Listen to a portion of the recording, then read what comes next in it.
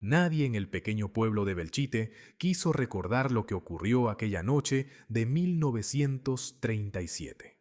Los viejos que sobrevivieron con los ojos hundidos y las manos temblorosas siempre repetían que la guerra les robó la juventud, la familia y la esperanza, pero jamás se atrevían a nombrar eso otro, lo inexplicable, lo que no tenía nombre ni bandera, lo que estaba más allá de la pólvora y de las bombas.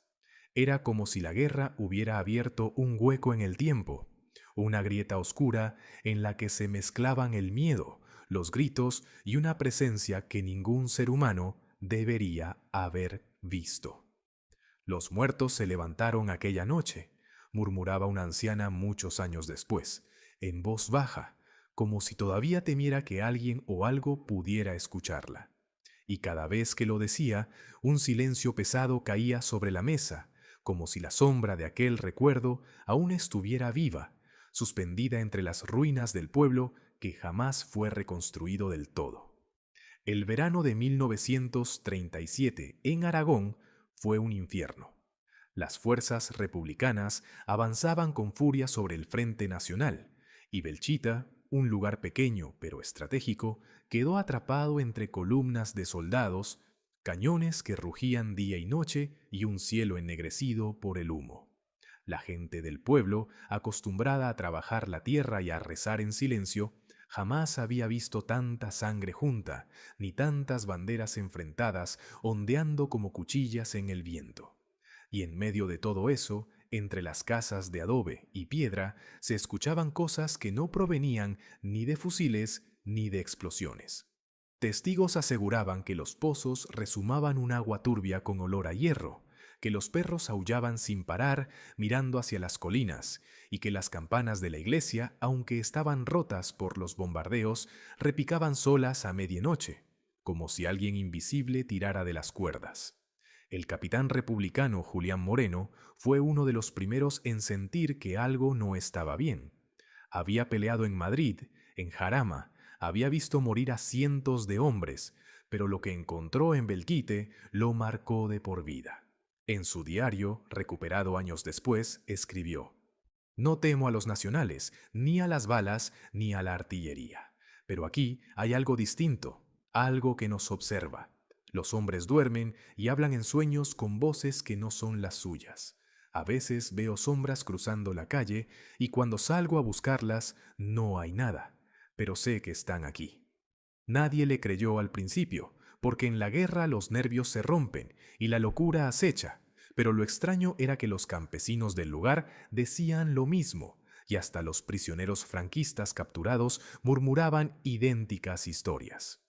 Una noche, durante un bombardeo brutal que redujo media plaza Mayor a polvo, un grupo de soldados republicanos juró haber visto figuras caminando entre las llamas, hombres sin rostro que avanzaban sin prisa, como si el fuego no los tocara. Los dispararon con todas sus fuerzas, pero los proyectiles atravesaban aquellas siluetas como si fueran humo. Lo más escalofriante fue que al día siguiente, entre los escombros encontraron cuerpos carbonizados que no tenían identificación, cadáveres que nadie reconocía y que no correspondían ni a sus filas ni a las enemigas. Se contaron 13, alineados contra el muro de la iglesia como si hubieran sido ejecutados, pero nadie sabía quién los había colocado allí. Los habitantes del pueblo rezaron, los soldados bebieron hasta perder la conciencia, y aún así el miedo seguía creciendo. Un joven soldado, llamado Esteban, contó años después que lo peor no era lo que veían, sino lo que escuchaban. Según él, todas las noches, cuando el cielo se iluminaba con los destellos de los obuses, se oía un coro de voces en las ruinas. No eran gritos de dolor, ni órdenes militares, sino cantos antiguos, en un latín roto, como si un ejército invisible rezara misas de difuntos bajo la tierra. Muchos pensaron que se trataba de monjes muertos siglos atrás en las guerras carlistas, o de almas en pena que la violencia había despertado. Esteban juró que una de esas noches, al acercarse al campanario destruido, vio una figura vestida con sotana negra que lo observaba desde lo alto. Sin moverse, aunque no había forma de subir allí porque las escaleras estaban derrumbadas. Cuando parpadeó, la figura ya no estaba, pero las campanas rotas empezaron a balancearse solas, emitiendo un sonido grave, imposible para un metal quebrado. En el lado nacional, los rumores no eran distintos. Un prisionero que fue interrogado aseguró que sus compañeros también escuchaban voces que les llamaban por su nombre en mitad del combate, voces de sus madres muertas, de hermanos caídos años atrás. Algunos desertaron enloquecidos, corriendo hacia las ruinas de Belchat, como si fueran arrastrados por un imán invisible, y jamás se les volvió a ver. Lo inexplicable era que ambos bandos coincidían en que cada vez que caía la noche, las trincheras se volvían más frías de lo normal, como si un invierno imposible hubiera descendido sobre el pueblo en pleno agosto. El humo de los cigarrillos no subía recto. Giraba en espirales extrañas, formando figuras que parecían manos extendidas, pidiendo ayuda desde otro mundo. Lo más espantoso ocurrió la noche del 24 de agosto, cuando un pelotón republicano recibió órdenes de tomar una calle estrecha para asegurar el avance. Según los sobrevivientes, apenas habían dado unos pasos cuando la tierra empezó a vibrar, no por bombas ni artillería, sino como un temblor profundo, y del suelo comenzaron a emerger sonidos de golpes, como si alguien quisiera salir desde abajo. Los soldados, aterrados, iluminaron con linternas y vieron que el empedrado estaba agrietándose. Uno de ellos, desesperado, gritó que vio dedos humanos intentando abrirse paso entre las piedras. La mayoría disparó hacia el suelo como locos, otros huyeron, y al amanecer, cuando se reunieron de nuevo, descubrieron que faltaban 5 hombres. Nunca se encontraron sus cuerpos, ni vivos ni muertos. En el informe militar se escribió simplemente desaparecidos en acción. Pero en los recuerdos de quienes estuvieron allí, siempre quedó la certeza de que los había devorado la propia tierra de Belchite, hambrienta de sangre. Los viejos cuentan que, tras aquel suceso, ni siquiera los sacerdotes se atrevieron a bendecir las ruinas. Se decía que la iglesia principal estaba condenada, que bajo sus cimientos había catacumbas selladas hacía siglos, y que la guerra había despertado lo que yacía allí. Nadie sabía si eran huesos de monjes asesinados, mártires olvidados o simples leyendas campesinas, pero lo cierto era que el aire dentro del templo estaba helado, aunque el sol abrasara afuera. Los soldados que entraban salían pálidos, asegurando que escuchaban pasos detrás de ellos, y que las estatuas de los santos parecían moverse apenas lo suficiente para hacer sentir que no estaban solos. Y así, entre el estruendo de la guerra y los susurros del más allá, Belchite se convirtió en un infierno dentro del infierno. Los hombres dejaron de hablar de victoria o derrota. Hablaban de sobrevivir una noche más sin perder la cordura, de no escuchar aquellas voces cuando cerraban los ojos, de no mirar demasiado tiempo las sombras que cruzaban la plaza, porque todos sabían, aunque nadie lo dijera en voz alta, que aquella guerra no era solo entre republicanos y nacionales. Había otra batalla en marcha, una que no pertenecía a este mundo, y que había elegido a Belchite como escenario. El amanecer del día siguiente no trajo consuelo ni descanso, sino un nuevo estrépito de cañones que desgarraban el aire como un rugido de monstruos invisibles. La tierra entera parecía temblar bajo los cascos de los caballos y el retumbar de la artillería.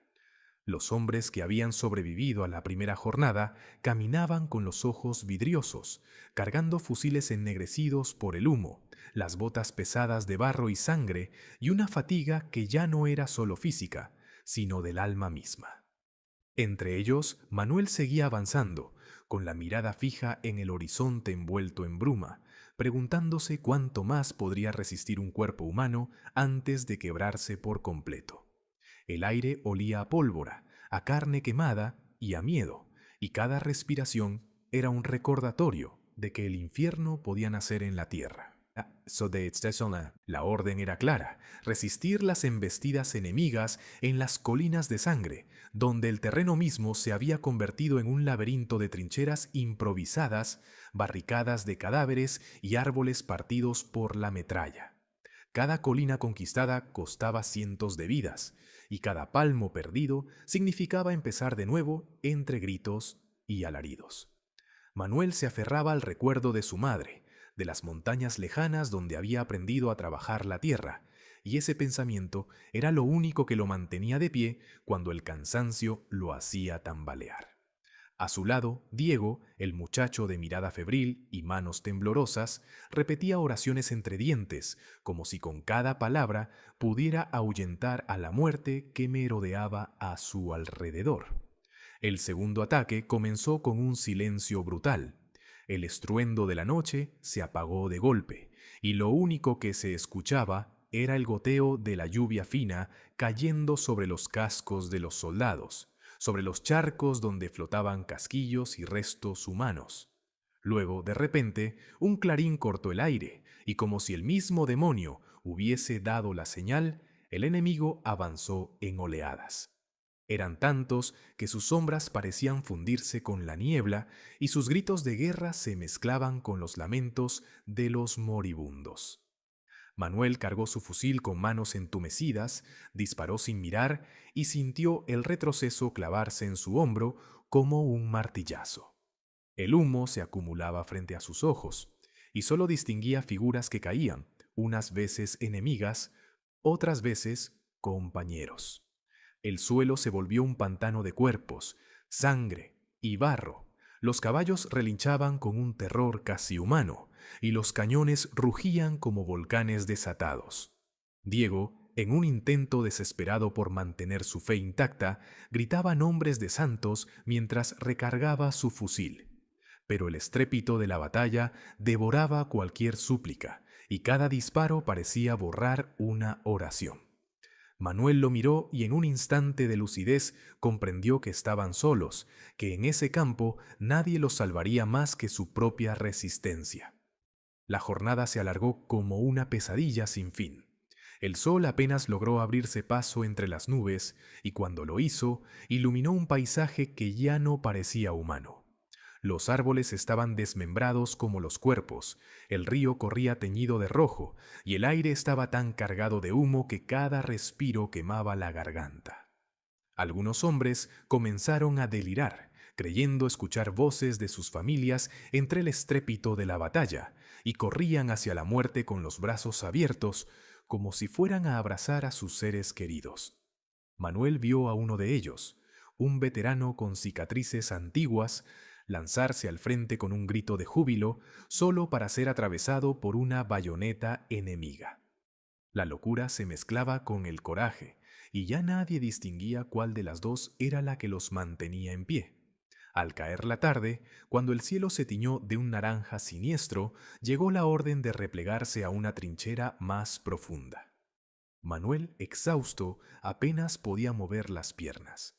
Diego lo arrastraba, apoyándose en él como un hermano, mientras detrás de ellos los gritos de los heridos pedían socorro. «No nos dejen, por Dios, no nos dejen aquí», clamaban voces desgarradas, pero nadie podía detenerse. Quien se quedaba atrás era tragado por la oscuridad y por el filo del enemigo. Manuel apretó los dientes, con lágrimas ardiéndole en los ojos, sabiendo que abandonaba hombres vivos a una muerte segura. La noche trajo consigo un silencio aún más cruel que el estrépito de los cañones. Desde la trinchera, los sobrevivientes escuchaban los lamentos de los heridos en el campo abierto, voces que se apagaban lentamente hasta quedar en un murmullo espectral. Algunos hombres, incapaces de soportar esa tortura, se tapaban los oídos con barro. Otros murmuraban plegarias en voz baja, y otros simplemente se mecían de un lado a otro, como niños asustados. Manuel permaneció en silencio, con los ojos clavados en la oscuridad, sintiendo que cada lamento se grababa en su memoria como una cicatriz que nunca sanaría. Y en ese silencio, en esa noche interminable, los rumores comenzaron a crecer. Los hombres decían que el campo de batalla estaba maldito, que las voces de los caídos no eran solo quejidos humanos, sino susurros de almas atrapadas.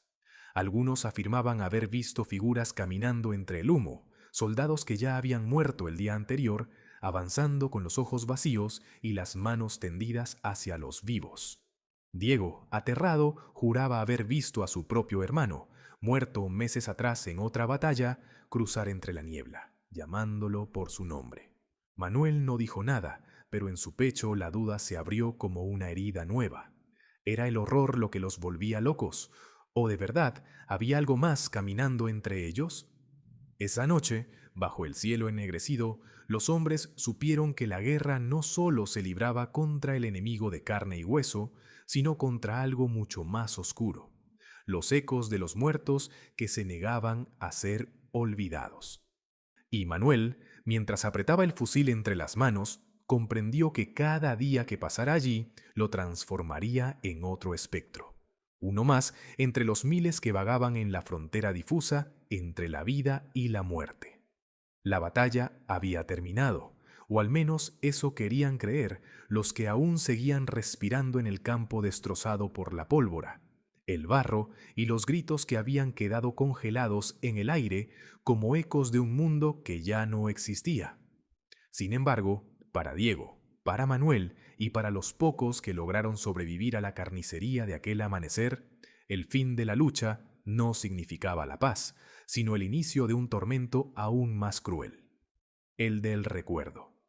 Nadie les había preparado para la soledad que llega después de escuchar cómo la vida se apaga en cuestión de segundos, cómo un hermano de armas sonríe con la inocencia de quien aún cree en regresar a casa, y de repente se desploma con los ojos abiertos y vacíos, como si preguntara en silencio por qué Dios había sido tan injusto.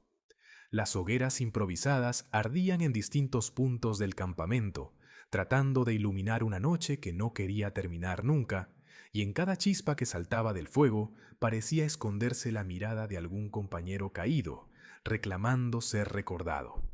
Diego sostenía entre sus manos un rosario ennegrecido por el humo, no porque fuera un hombre de fe ciega, sino porque en aquella pequeña cruz colgaban las últimas palabras de su madre, las que le habían dicho que no olvidara rezar en los momentos de miedo.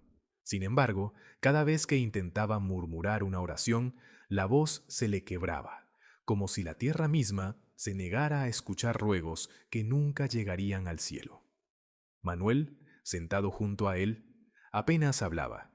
Su silencio era más elocuente que cualquier discurso, porque en sus ojos oscuros se dibujaba el dolor de haber visto morir a jóvenes casi niños, arrancados de la vida antes de haber conocido el amor, antes de haber sentido la calidez de un hogar verdadero. Las horas pasaban lentas y con cada minuto que se extendía como un tormento, los hombres empezaban a escuchar cosas que no podían explicarse. Algunos aseguraban haber oído voces en el viento, susurros que repetían nombres de los muertos. Otros decían que, al cerrar los ojos, veían imágenes de rostros ensangrentados, miradas que pedían auxilio. Diego no sabía si todo aquello era producto de la fatiga o de algo más oscuro, pero había momentos en los que sentía que alguien caminaba a su alrededor, una sombra invisible que lo observaba con paciencia, como esperando que él mismo cediera a la locura. Una noche, mientras el campamento intentaba dormir entre quejidos y pesadillas, un caballo relinchó con furia y todos se levantaron alarmados. Al acercarse descubrieron que no había nada, solo el animal miraba hacia la nada con los ojos desorbitados, como si hubiese visto algo que los hombres no podían ver. El silencio que siguió a ese momento fue más pesado que cualquier grito. Todos sabían que la muerte había pasado rozándolos de nuevo, aunque esta vez no se llevara a nadie.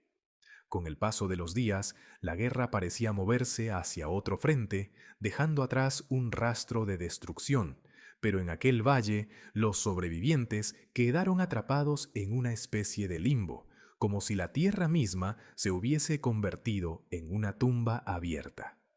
Diego comenzó a escribir en un cuaderno improvisado con hojas manchadas de barro y sangre. No escribía crónicas heroicas, no hablaba de victorias ni de glorias inexistentes, sino que relataba los nombres de cada compañero caído, pequeños fragmentos de vida que merecían no ser olvidados. Juan, el de las manos callosas que tocaba la guitarra en las noches tranquilas. Alonso, el que reía incluso cuando llovía y todos maldecíamos el frío. Pedro, que guardaba en el bolsillo una carta sin abrir, porque decía que quería leerla al volver a casa. Manuel lo observaba y le preguntaba por qué perdía el tiempo escribiendo aquello si nadie lo leería, pero Diego respondía con calma: no escribo para que me lean, escribo para que no mueran dos veces. Esas palabras resonaron en todos, porque comprendieron que había algo peor que la muerte: el olvido. La rutina de los días se mezclaba con la necesidad de sobrevivir, pero en medio del hambre, las fiebres y la soledad, los hombres empezaron a compartir historias de sus pueblos, de sus madres, de los amores que habían dejado atrás. Era un intento desesperado por aferrarse a lo humano en medio de lo inhumano, pero incluso en esos relatos aparecía la sombra de la guerra, como si nada pudiera ya escapar de ella. Manuel contó una noche cómo, antes de marcharse, había prometido a su hermana pequeña que regresaría con una cinta azul para su cabello, y ahora esa promesa se le clavaba en el pecho porque sabía que quizás nunca volvería a verla. Diego, en cambio, hablaba poco de su hogar. Prefería escuchar a los demás, absorber sus memorias como si fuesen el único alimento que podía saciar la sed de justicia que lo devoraba. Sin embargo, lo más extraño ocurrió cuando, semanas después, un anciano apareció en el campamento, caminando despacio entre los hombres como si conociera cada rincón de aquel valle. Nadie sabía de dónde venía ni por qué estaba allí, pero su presencia no inspiraba miedo, sino una extraña sensación de respeto. Sus ropas eran sencillas y en su mirada se escondía la sabiduría de alguien que había visto demasiadas guerras, demasiadas muertes. «Este lugar está marcado», dijo con voz grave, «y no descansará hasta que se honre a los que yacen en la tierra». Algunos rieron pensando que era el delirio de un viejo vagabundo, pero Diego sintió un escalofrío recorrerle la espalda. El anciano le tomó la mano y le susurró al oído: «Escribe sus nombres, hijo, escribe sus nombres, porque los muertos solo viven en la memoria de los vivos». Desde aquel día, Diego escribió con más fervor, como si cada palabra fuese un ladrillo en el monumento invisible que levantaba para sus compañeros caídos. Las noches siguientes se volvieron más inquietantes. Los hombres juraban escuchar pasos en los alrededores, y había quien decía haber visto figuras en la niebla, siluetas que parecían marchar en fila como fantasmas que nunca dejaron de combatir. Algunos intentaron espantarlas con disparos, pero las balas solo atravesaban el aire vacío. Manuel, en cambio, comenzó a soñar con los muertos, pero no eran pesadillas comunes. En sus sueños, los caídos le hablaban, le pedían que no permitiera que la historia los enterrara en silencio. Una noche despertó empapado en sudor y le confesó a Diego que había visto a Juan, el guitarrista, sentado junto al fuego, afinando las cuerdas de un instrumento invisible. «Me dijo que la guerra no termina cuando el último disparo se apaga», murmuró con voz temblorosa, «sino cuando los vivos dejan de recordar». La tensión en el campamento creció tanto que algunos empezaron a perder la razón. Hubo quien se adentró solo en el bosque, convencido de que escuchaba a su madre llamándolo, y nunca regresó. Otros, incapaces de soportar el peso de la culpa, se quitaron la vida. Diego y Manuel, en medio de ese caos, se aferraban el uno al otro, comprendiendo que la única forma de seguir adelante era compartir el dolor, no dejar que se convirtiera en un veneno silencioso. Una tarde, mientras caminaban por el campo de batalla ya cubierto de hierba, encontraron un botón oxidado, una medalla rota y un trozo de tela manchada. Diego los recogió con cuidado y los guardó en una bolsa, como si fueran reliquias sagradas. «Algún día alguien preguntará qué pasó aquí», dijo, y tendremos que mostrarles que no fueron solo números en un papel, sino hombres de carne y hueso. Con el paso del tiempo, la guerra en otros frentes siguió cobrando víctimas, pero en aquel valle la batalla se transformó en leyenda. Los pocos sobrevivientes que lograron regresar a sus hogares llevaban en la mirada una sombra que nadie podía comprender, porque habían visto lo que otros nunca verían. No solo la muerte, sino la persistencia de los muertos. Diego continuó escribiendo incluso después de volver a su pueblo, llenando cuadernos enteros con historias de aquellos que no tuvieron voz. Manuel, en cambio, se convirtió en un hombre callado, marcado por visiones que lo perseguían cada noche. Sin embargo, ambos sabían que, mientras siguieran recordando, mientras las palabras continuaran fluyendo como un río de memoria, los caídos nunca desaparecerían del todo. Años más tarde, cuando ya los cabellos de Diego eran grises y sus manos temblaban al sostener una pluma, un joven se le acercó en la plaza del pueblo y le preguntó por qué siempre hablaba de aquella batalla, por qué parecía obsesionado con un pasado que todos preferían olvidar. Diego lo miró con paciencia y respondió: porque los muertos no descansan si los olvidamos, y yo no quiero ser el último en escuchar sus voces. El joven no comprendió del todo, pero en los ojos de Diego brillaba la certeza de alguien que había caminado entre fantasmas y había decidido cargar con su eco para siempre. Y así, entre relatos, silencios y recuerdos, el eco de los olvidados siguió resonando, como un susurro eterno que cruzaba generaciones, recordando a todos que la verdadera victoria no está en sobrevivir a la guerra, sino en no dejar que la guerra devore la memoria de quienes dieron su vida. El invierno de 1938, en Teruel se convirtió en un escenario donde la naturaleza misma parecía alinearse con la tragedia humana. Las temperaturas descendían hasta los 20 grados bajo cero y el aire cortaba la piel como cuchillas invisibles. La nieve, lejos de otorgar un respiro, sepultaba cuerpos caídos y trincheras enteras, dejando a los vivos atrapados en un purgatorio de frío y miedo. Allí, en las colinas heladas, la Guerra Civil Española alcanzó uno de sus puntos más crueles. Y los testimonios de los que sobrevivieron hablan de un silencio roto solo por el viento, los gritos de los heridos y el crujir de las botas sobre la escarcha teñida de sangre. Los hombres del bando republicano, agotados por semanas de lucha sin descanso, miraban hacia el horizonte con ojos vacíos. El hambre les había reducido a sombras y el frío les obligaba a compartir mantas infestadas de piojos mientras se turnaban para dormir unos minutos en agujeros improvisados. Los del bando franquista no estaban mejor. Muchos de ellos, campesinos de Castilla y Andalucía, habían sido enviados a luchar en una tierra desconocida y hostil. Allí no había vencedores, solo víctimas de una batalla absurda que convertía a hermanos en enemigos y a los pueblos en cementerios de piedra. Un testigo, Antonio Lérida, contaba que durante las noches más crudas el viento arrastraba un sonido extraño, como un lamento colectivo que provenía de las colinas donde yacían los cuerpos congelados. No era imaginación, aseguraba con voz temblorosa años después, porque todos lo escuchábamos. Era como si los muertos siguieran hablando, como si sus gargantas, abiertas por el frío y el acero, aún quisieran contarnos lo que habían visto. Aquellas voces se mezclaban con el ulular del aire y más de un soldado juraba que podía distinguir palabras, nombres, súplicas, maldiciones. Nadie podía dormir en paz porque el campo de batalla había dejado de pertenecer a los vivos. Un soldado franquista, apodado El Chato, afirmó que una noche mientras patrullaba escuchó claramente la voz de su madre llamándolo desde la ladera blanca. Siguió el eco, convencido de que estaba alucinando, pero juró que entre los cuerpos rígidos encontró a un hombre con su mismo apellido escrito en una cartilla ensangrentada.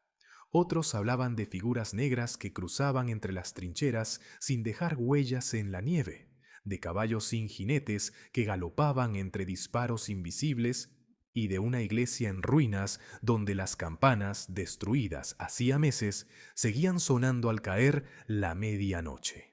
Pero lo más aterrador de Teruel no fueron las visiones, sino la manera en que la muerte se volvió cotidiana.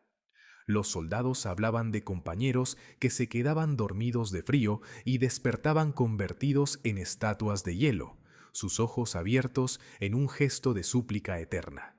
Algunos cuerpos, por las bajas temperaturas, permanecían intactos durante semanas, como si el tiempo no hubiera querido tocarles.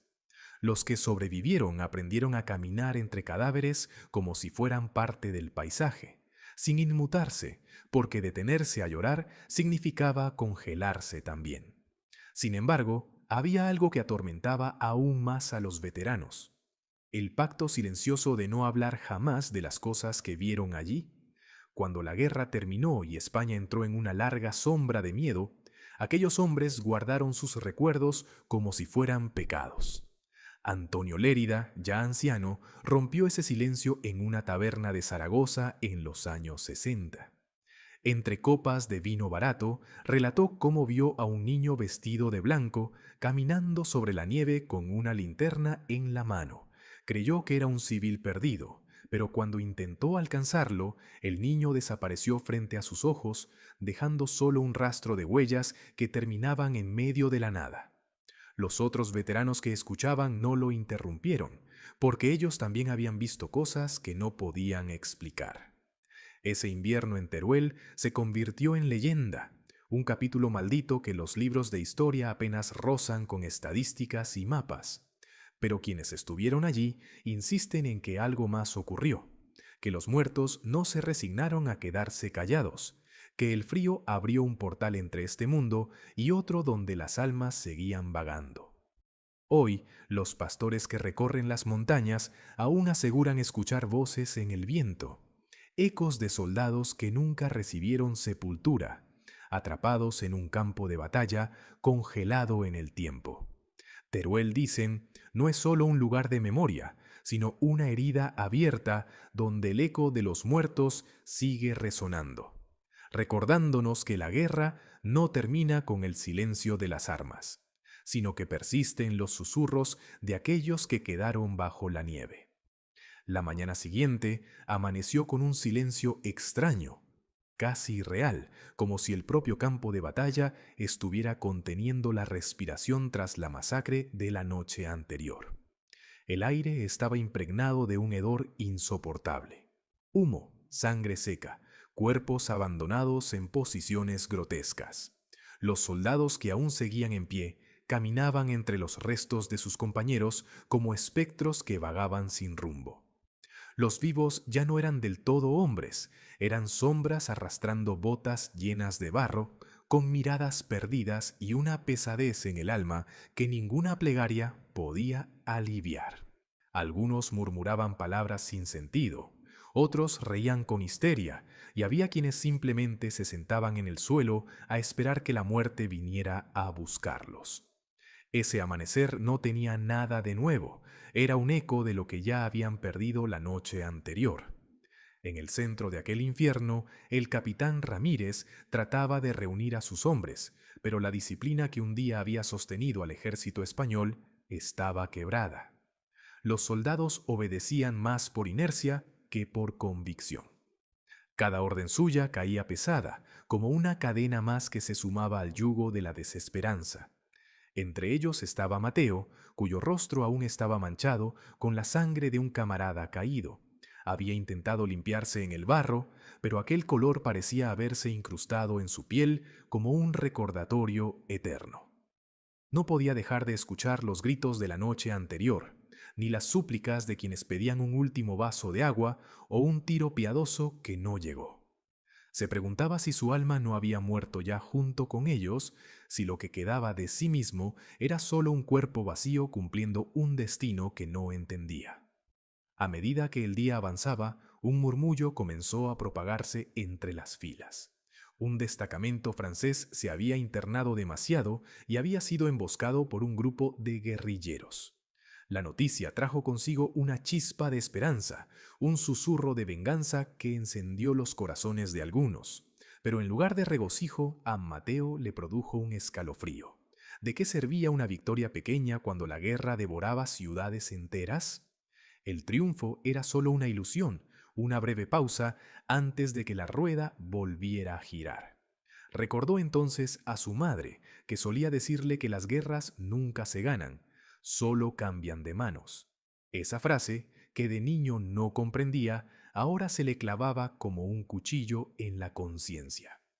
La tarde trajo consigo una lluvia fina, un manto gris que parecía querer borrar los horrores del campo de batalla. Pero en lugar de limpiar, la lluvia mezclaba la sangre con la tierra, creando riachuelos oscuros que serpenteaban entre las trincheras. Los hombres se refugiaban bajo mantas empapadas, compartiendo silencios más pesados que cualquier palabra. Fue en ese instante cuando llegó un mensajero, exhausto, con los ojos desorbitados y la voz entrecortada. Traía noticias de Madrid. Los franceses avanzaban más rápido de lo previsto y se temía que la resistencia en la capital no resistiera mucho más. El mensaje cayó sobre ellos como un mazazo. Algunos maldijeron en voz alta, otros lloraron sin vergüenza y más de uno se levantó dispuesto a desertar esa misma noche. La desesperación era un veneno lento y ya corría por las venas de todos. Mateo, sin embargo, no desertó. Algo dentro de él lo mantenía atado al lugar, no por lealtad al rey ni por odio al enemigo, sino por una promesa que apenas recordaba haber hecho. Días antes, en medio de la oscuridad, había jurado ante el cuerpo moribundo de su mejor amigo que sobreviviría para contar lo que allí ocurría, para que el mundo no olvidara los nombres de los que murieron sin gloria. Era una promesa insensata, quizás imposible, pero era lo único que lo separaba de la locura total. Se decía a sí mismo que, si caía, todo lo que habían vivido desaparecería con él, tragado por el olvido y el polvo. Cuando cayó la noche, el cielo se iluminó con los fogonazos de nuevas explosiones. El enemigo había reanudado el ataque, y la línea española estaba a punto de romperse. El estruendo era tan constante que parecía que la tierra temblaba bajo sus pies. Los hombres disparaban casi a ciegas, algunos con las manos temblorosas, otros gritando como bestias enjauladas. El capitán Ramírez, con la voz ronca y la mirada inyectada de sangre, intentaba mantener la formación, pero cada minuto que pasaba se hacía evidente que resistir era un acto suicida. La trinchera se convirtió en un mar de barro, pólvora y desesperación. En medio de aquel caos, Mateo sintió una claridad extraña, como si por primera vez en mucho tiempo pudiera ver más allá del humo y de la muerte. Entendió que lo que ocurría allí no era solo una batalla más, sino un eco de algo más grande. La historia misma repitiéndose una y otra vez, alimentándose de los cuerpos y de las almas de los hombres. Supo entonces que si sobrevivía, tendría que cargar con ese peso para siempre. La guerra no terminaría en el campo de batalla, continuaría en la memoria, en los relatos, en los fantasmas que lo acompañarían hasta el final de sus días. Cuando la artillería finalmente cesó y los franceses se replegaron, el silencio regresó, más denso que nunca.